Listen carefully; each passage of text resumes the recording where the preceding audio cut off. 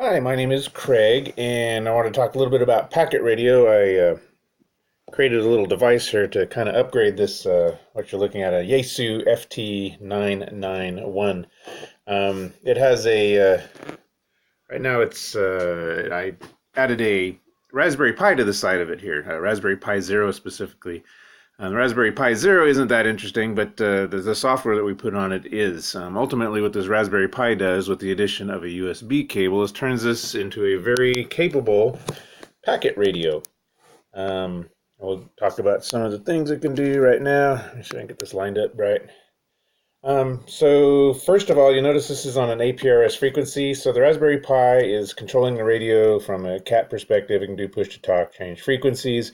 It's got multiple modems in it, one for VHF or AX.25 packet, and then another modem for RDOP, which is used typically for packet radio on HF frequencies. So what the Raspberry Pi does, if you're in the field and you don't have any internet or anything, I mean, that's okay. It's headless. There's no monitor for it. Any Wi-Fi device will actually do. It becomes a hotspot, in which point you can just get any Wi-Fi device. Take this old phone picked up on eBay for $100, and you can point in. Your phone will connect to the Raspberry Pi over Wi-Fi, and then there's a website actually running on the Raspberry Pi that has all of these services that you can see. We can talk about them kind of one at a time here. So the top service, these are the services here that you can enable, and these are the service statuses down here. So starting from the top, from the TNC, that's Terminal Node Controller. This is for VHF packet type stuff, 1200 baud things. It's a TNC such that I can connect like an APRS device to it or an AX.25 device to it. You can connect over TCP/IP networking, or you can actually connect over Bluetooth, which is the method that I typically use. So things like APRS Droid, which we'll talk about here in a second, will connect to the Raspberry Pi using this phone, and then do all of the packet communications over here on this Yaesu all mode radio. So we can do the TNC as well as an APRS digipeater. If you're familiar with APRS, this will repeat packets for your positions and messagings and things like that. What I like to do is when I go up into the high Sierras is I can turn this on, leave it in the truck, and then use my HT and send a small SMS or messages or email, and this will relay it with hugely amplified to the rest of the world and hopefully get to the internet and back. The VHF WinLink gateway. This, if you're familiar with WinLink, is how to do packet WinLink. This turns this actually into a gateway. Now, you would need internet access, of course, to connect to this using some radio somewhere. You can send and receive email that way. That's the VHF WinLink gateway, and again, that would be like a 1200 baud. The PAT WinLink client. Would be something we can run on the Raspberry Pi via this web browser. We'll demonstrate it.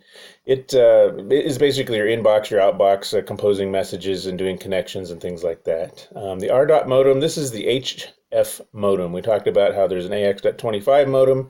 That's for VHF. Well, there's also an RDOT modem it's more well suited for HF signals. It deals better with the band fade and things like that. So we can do email over VHF. Or we can do email over HF using a slightly different modem protocol. And then, of course, there's rig control. It doesn't really need to be here, but ultimately the rig control service is what actually does the push to talk, change frequencies and things like that. Now, all of this is done over the USB cable. The reason I chose this Yaesu FT991 is not only because it's all mode as VHF and HF, but it has a sound card built into it. It has cat control built into it, and all of it happens over a single USB cable. So the Yaesu FT991 can actually get it a pretty good deal, and you don't need any extra sound links or sound modems or cards or anything like that. All you need is a simple Raspberry Pi Zero for about $25 and a USB cable, and you're in business. So we can do really quick. I'm kind of an APRS person. We can talk about that. You notice the APRS TNC is active, so any device that talks to a KISS interface for a TNC will work now with this Raspberry Pi. It's listening on Bluetooth and TCP/IP ports, so you can go either way. Rig control is active down here, so it can actually do the push to talk and send packets and things. So what I can do is load up APRS Droid, which is a pretty cool APRS client. We're going to load this, And hopefully, let's see, I'll do start tracking down here. And this is going to connect over Bluetooth. So you can see up here, it's a little hard to read. And you'll notice my position is trying to acquire my GPS position, which may or may not work. We'll see. You'll also see the packets that it's receiving flowing, hopefully flowing at some point. Kind of a rainy day here. I don't know how many packets we're going to receive. Anyways, hopefully I can send a position if it has my GPS coordinates. Yeah, we're seeing packets here now. So KE6FOA sending his position. K6FGA just repeated, sent his position report. I still haven't sent my position because it doesn't look like I have a GPS lock yet. But APRS isn't just about packet report or position reporting. It's not just about driving to work. It's about messaging. So if you look up here, there's this little paper airplane. I'm going to press that guy. And you can send messages to stations. And some of these stations can be like SMS or email gateways. I actually wrote one. KM6LYW-9 is a virtual radio in the cloud. I can ask it things. You can see I've already done that here a little bit. I can say, where is another station? I can ask locate space G-Town, which is a digipeater around here. A lot of times I just want to see if it's up and operating. So I can say locate G-Town. This message is going to KM6LYW-9, which is a virtual radio I wrote in the cloud. And I'll send that. And you'll notice that it's sending some stuff, receiving some stuff. Hopefully I'll get a packet back here that says the position of G-Town and how long ago it's been since he's transmitted. You can see the packet retry counts here. We got 1 of 7. Yeah, it doesn't look like I made it to a digipeater yet. Oh yeah, there it did. So KM6LYW-9 replied with G-Town. He's 11 miles east-southeast of Meadow Vista, his precise coordinates, and that was 0.2 hours ago. So I know the digipeater's up and working. That's what G-Town is. It's just a digipeater. I mean, I can do things like I can do weather, WEATHER, and if I've transmitted a packet recently, it'll tell me the weather for my location, if I transmitted a position packet recently. So let's see, the weather is 52 degrees. It's going to be a high of 54, a low of 45, rain right now, and tonight, more rain. So yeah, that's probably why packet isn't working quite as well as it could. I'm sure I got a wet VHF antenna. So anyways, that's APRS using the Raspberry Pi and the ASU991 and just some cell phone I got on eBay. And I can do email, SMS texting, all of that with this setup on this frequency.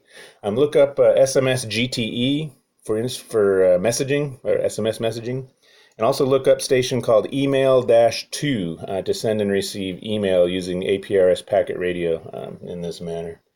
Okay, so that's cool. So that's VHF packet radio. Let's take a little more look at HF radio. I mean, how do we send email like with attachments and stuff with inboxes and outboxes, things like that? Let's take a closer look at WinLink that's implemented on this Raspberry Pi. I'm going to turn off the APRS TNC. I'm going to leave the rig control on. You'll see the system status update here once the service is actually deactivated. So everything's inactive right now. So to send an HF email message using WinLink, and this could be anywhere in the world, honestly. I have a little help system to remind me. Send email over HF.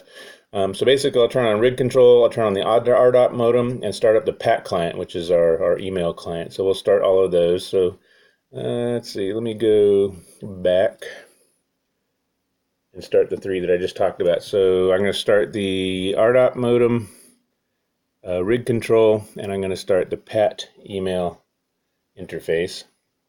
And we'll wait a second for those to load. We're going to look down here when we see those 3 services are active.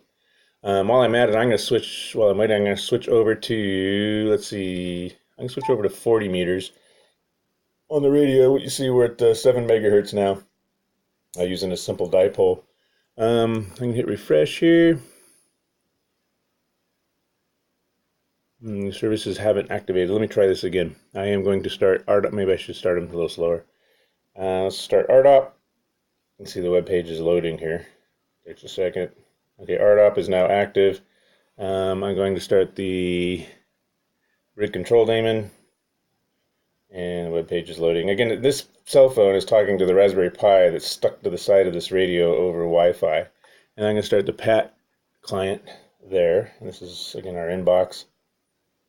And once we see all these bottom three active, now we can do HF email. And we're going to use 40 meters. So down here, I'm going to go to the PAT client. There's a little PAT client icon there. Click on that. You'll see just a traditional inbox. Let's see if I can focus this any better. It's still loading. And you'll see a status message down here like AX.20, or not actually, we're not doing AX.25, we're actually doing a hard-up packet. So you'll see the WinLink connections happening here. I'm just going to get this to focus any better. So what we're going to do is we're just going to check our email. So I can click on here, and then action, and then connect, and then I can connect to some WinLink server somewhere in the world because we're using HF here. So I can look at all my 40 meter connections. Let's look at K6 OAT in Utah. So I'm in California. We're going to connect to a server in Utah using the RDOT modem. And again, all of this is happening on the Raspberry Pi. This is just a web interface being presented by the Raspberry Pi on a cheap cell phone that I got on eBay. So with that, I am going to connect. You can see things transmit. That's me transmitting. Now we listen. Nothing yet. That's me. Oh, there he is. Actually, it's easier if you can see the little lights up here. You can see the protocol actually happening. So I'm receiving right now. He's announcing himself, transmitting, receiving. So that's the RDOT modem working. You can see in this very bottom corner here, the actual text that's going back and forth. It's logging into a CMS server for WinLink, and said, hey, I want to check for email. It's responding as we're going back and forth here. And ultimately it said, I know you can't read that, but it says disconnected, and some statistics. But anyways, that's how that works. And so I just checked my email via Utah. And of course, with Pat, I can say action, compose, and I can put any old email address I want in here. Or I can put a call sign. I can put KM6LYW. Let's just get rid of the volume here. And I'll do a test, TEST subject, and I'm just going to say body here. And of course, got lots of extra exclamation points. Don't know why, but that's what we're going to do. So I'm going to send that message. I'm going to say post. So the email went to my outbox, and now I'm just going to simply connect again. Action, connect, and K6 OAT worked so well this time. I'm just going to go ahead and connect again. And this time we're going to send an email. I'm going to draw your attention to these, the receive and transmit lights up here. So red is obviously me transmitting, establishing a connection. Green is him transmitting back. And down at the bottom here, you can see the connection stuff happening. And ultimately, since I'm sending an email this time, you'll see me transmitting a little more. So let's just listen in a little bit. You can hear the protocol, hear and watch the protocol.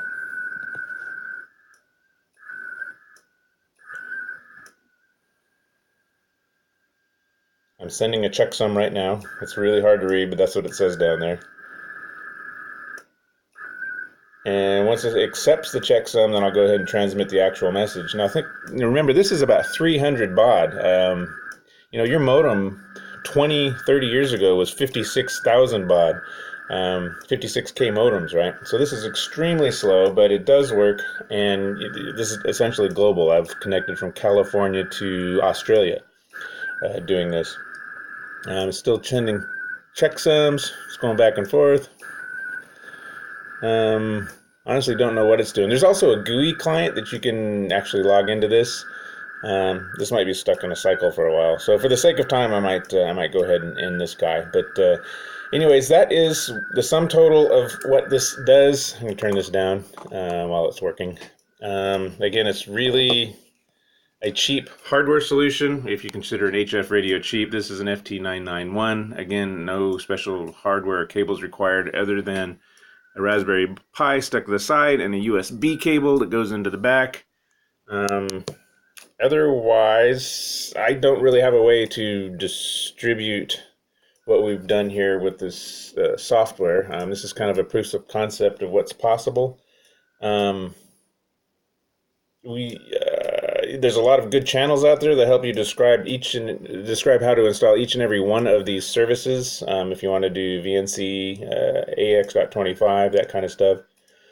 Or you want to do, WinLink email over HF. This Raspberry Pi will do it. You don't need to be on the internet. You can be out in the middle of nowhere. And I mean, you could be, I don't know, in the Antarctic somewhere. And all of this would work exactly the way you're seeing it. The Raspberry Pi would connect to this phone over Wi-Fi, and that's how you operate the Pi. And then the Raspberry Pi in turn drives this Yaesu 991 radio.